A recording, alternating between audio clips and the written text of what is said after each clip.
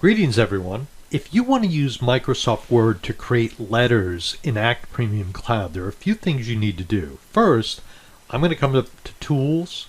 I'm going to scroll down to Preferences, and when I do that, you'll notice there's a word processor preference. I'm going to click on that. Here, you need to make sure that you've selected Microsoft Word as the default word processor.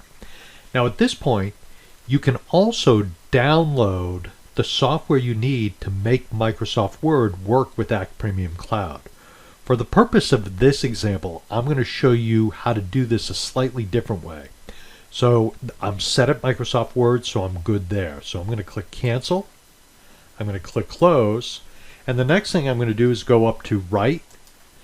And in order to write your first letter, you have to download the Microsoft Word integration. So I will click on this.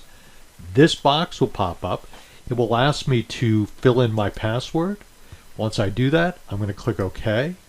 And you will notice that now it's going to download the software you need to run and install before you can use this with Microsoft Word to create letters or templates.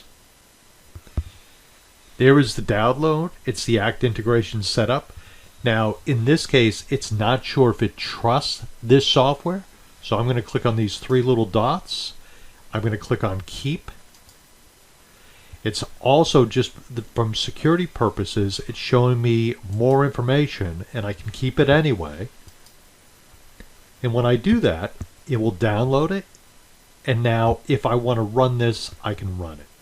And that's how you install the software for the integration. A couple things you should know. If you have an old version of Act installed on this computer, you have to remove that old version of Act.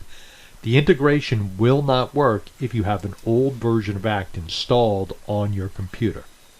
So those are a few of the steps you need to know to make this work for you. Thank you everyone. You have a great day. Bye now.